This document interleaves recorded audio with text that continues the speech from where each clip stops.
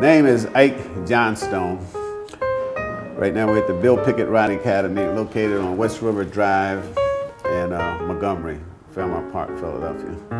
Belmont Stable was built to be a police stable back in the 30s, matter of fact 1936.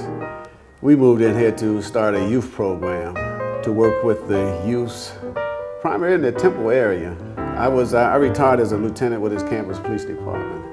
And we're trying to reach out to as many young people as we possibly can, especially what's going on in the city with all the crime and whatnot. Basically what we do, we bring the kids down here during the summer months just to get them out the neighborhood, expose them to the horses.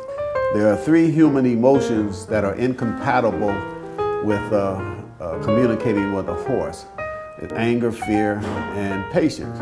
If you have any anger in you, the horse is going to pick it up and you're not going to be able to communicate with the horse.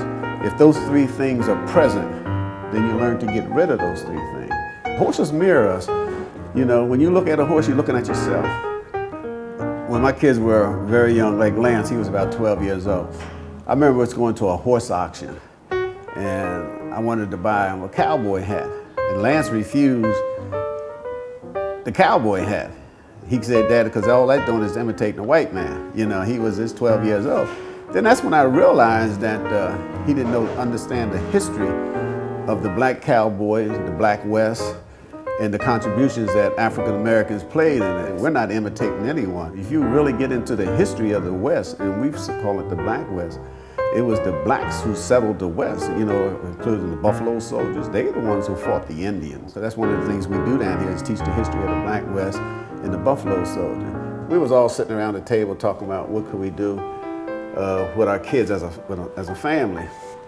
So my wife said, oh, she always liked horses. Well, I always had this little thing for horses, so I went out and bought one. You know, and it was one of the best purchases I ever made. It brought us closer together, and I'm sure it had a lot to do with my kids' self-confidence, built up their whole self-esteem. There's one young man that comes to mind. He came here, his name is Muhammad. He came here and, you know, you couldn't understand what he was saying. And he's been here about 6 months now, and you can see the gradual change. I can understand what he's saying now. Kids that came through after him, he's like showing them what to do. So it gives that little peer thing. He walks around now with his chest out and whatnot, and they look up to him. That's the thing that that I really enjoy is seeing these kids when they come in, they scared to death. By the time they leave, and there's smiles on their face, you know, and that's what keeps me going.